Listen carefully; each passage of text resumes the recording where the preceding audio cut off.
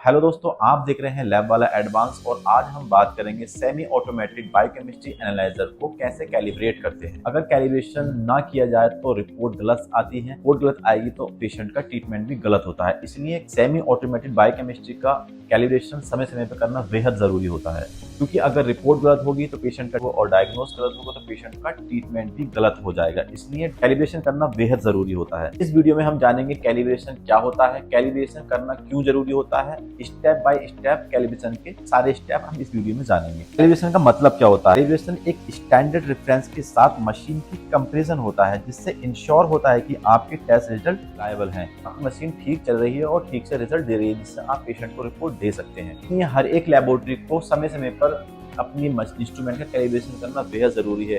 जैसे जब जब आप अपने रिएजेंट की नई किट यूज कर रहे हो, आपकी मशीन अभी सर्विस हुई है, उसके बाद आपको करना बहुत जरूरी होता है। और अगर आपको लग रहा है कि आपकी मशीन सही रिजल्ट नहीं शो कर रही है तो आपको कैलिब्रेशन जरूर करना चाहिए। बिना किसी देरी के चलते हैं कैलिब्रेशन की तरफ, देखते हैं कैलिब्रेशन में हमें किस किस चीज की रिक्वायरमेंट होती है। कैलिब्रेशन हम जो कैलिब्रेशन करके दिखाएंगे आपको, आज दिखाएंगे हम ग्लूकोज का यानी कि शुगर का, और वो हम करेंगे अरबा के रिएजेंट से। हमें सबसे पहले चाहिए होता है एक अरबा का रिएजेंट, दूसरा चाहिए हमें कैलिब्रेटर, जो किट के साथ हमारा कैलिब्रेटर आता है वो हमें कैलिब्रेटर चाहिए, पिपेट चाहिए, एक माइक्रो पिपेट और एक बड़ी वाली पिपेट जिसमें हम ग्लूकोज का सैंपल चाहिए फ्रेश, और 3 चाहिए हमें ग्लास ट्यूब्स। सबसे पहले क्या करेंगे, हम 3 ग्लास ट्यूब हैं उसमें हम रिएजेंट डालेंगे, एक में हम ब्लैंक लेंगे, एक में स्टैंडर्ड और स्टैंडर्ड एज ए टेस्ट लगाएंगे, और एक में हमें चाहिए सैंपल के रिएजेंट। तो तीनों में हम पहली वाइल में हमें 500 माइक्रोलीटर चाहिए, दूसरी में 500 माइक्रोलीटर चाहिए, और जो बीच वाली वाइल है इसमें हम लेंगे 1000 माइक्रोलीटर रिएजेंट।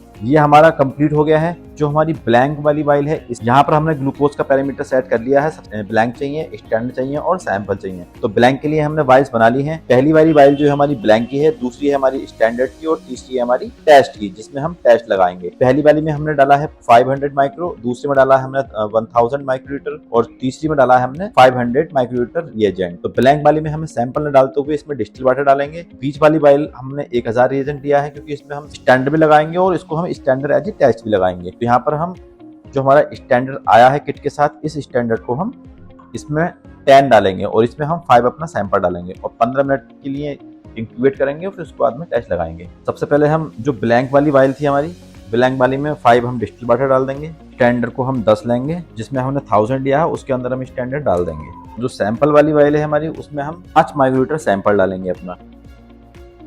को हम अपना टाइमर ऑन कर देंगे। इसे हम 15 मिनट के लिए, इसका जो इंक्यूबेशन पीरियड होता है हमारा अरबा की किट का, वो 15 मिनट होता है। 15 मिनट तक इसको इंक्यूबेट करेंगे और उसके बाद फिर हम मशीन लगाकर चेक करते हैं। 15 मिनट हो गए हैं, अब इसको हम चलते हैं मशीन की तरफ। तीनों वाइल्स का हमारे कलर चेंज हो गया है। अब इसको चलते हैं हम कैलिब्रेशन की तरफ। सबसे पहले हमारे हाथ में है ब्लैंक, और ध्यान रहे जब आप टेस्ट लगाएं तो ये जो हमारे ग्लास वेयर है ये अच्छे से साफ हो जाने चाहिए, डस्ट फ्री हो सारे अच्छी तरीके से। आइए अब दिखाते हैं। सबसे पहले लगाते हैं हम ब्लैंक को। ब्लैंक सेलेक्ट करके हम सबसे पहले ब्लैंक लगाएंगे।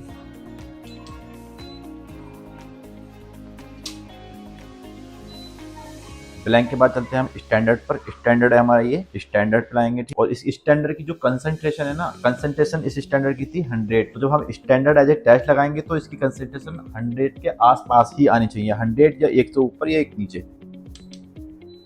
अब बात करते हैं फैक्टर की। जो फैक्टर आएगा बायोकेमिस्ट्री में अरबा का, अगर आप रिएजेंट यूज कर रहे हैं शुगर के लिए, तो उसका जो फैक्टर होता है, फैक्टर 180 से 320 के बीच में ही आना चाहिए, तब आपका वो सही है। हमारा जो फैक्टर आया है 247, और इसके जो आइडियल फैक्टर होता है 180 से 320 के बीच में अगर आपका फैक्टर आ रहा है तो आपका जो कैलिब्रेटर ठीक काम कर रहा है। इसको अब हम सेव कर देंगे, और जो हमारा बचा हुआ था उसमें से इसको हम चलाएंगे एज ए टेस्ट। तो इसकी कंसंट्रेशन अगर 100 के आसपास आती है, 100 या 101 यानी 99, तो आपका टेस्ट ठीक लगा है और आपकी मशीन रेडी है सैंपल लगाने के लिए।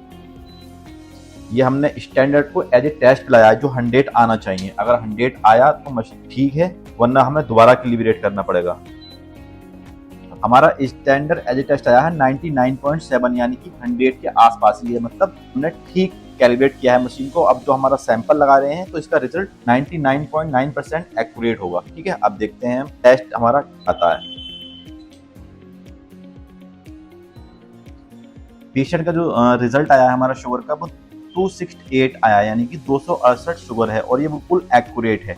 आपने देखा कितने आसान तरीके से आप अपनी सेमी ऑटोमेटिक बायोकेमिस्ट्री एनालाइजर को कैलिब्रेट कर सकते हैं। आप खुद से कैलिब्रेट कर सकते हैं। कैलिब्रेट करने से पहले बस कुछ चीज़ों को ध्यान रखना पड़ता है। आपका कैलिब्रेटर है वो ठीक से काम कर रहा हो, आपके रिएजेंट एक्सपायर नहीं हो, आपकी जो ग्लास पेयर यूज कर रहे हैं आपकी ट्यूब वो अच्छे से साफ होनी चाहिए, आपकी ट्यूबेट अच्छे से साफ होनी चाहिए, जो आपकी लैंप है बायोकेमिस्ट्री की प्रॉपर फंक्शन कर रही हो, उसी के बाद आप कैलिब्रेट कर सकते हैं। इसी टेक्निक से आप बायोकेमिस्ट्री के ऑलमोस्ट पैरामीटर को कैलिब्रेट कर सकते हैं। तो दोस्तों ये था बहुत आसान तरीके से मशीन को कैलिब्रेट करना बाय स्टेप। अगर आपको ये वीडियो इंफॉर्मेटिव लगी हो तो इस वीडियो को ज़्यादा से ज़्यादा शेयर करें।